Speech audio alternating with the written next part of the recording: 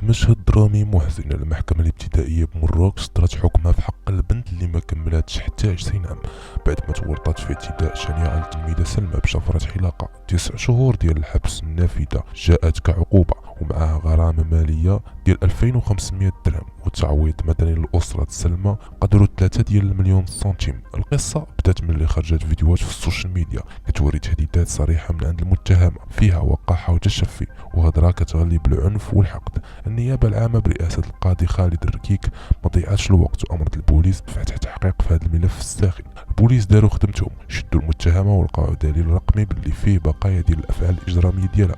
من بعد التحقيق تحطات في الحبس وبدات المحكمة على تهم ثقيلة: التشهير، الكذب على الناس، والعنف النفسي، والتحريض على الجريمة. والغريب في الأمر راه هذه ماشي أول مرة. في 2022 في نفس المتهمة كانت دارت نفس الجريمة ضد نفس الضحية سلمى وسبت لها جروح غائرة في وجهها، ولكن عوض توب وترجع للطريق الصحيح رجعت مؤخرا كتنشر فيديوهات كتشجع على العنف وكتفتخر باللي دارت. واش هاد القصة غادي تسالي هنا؟ الله أعلم، ولكن المؤكد هو أن العدالة قالت كلمتها وسلمى رغم الألم خدات أول خطوة نحو الإنصاف.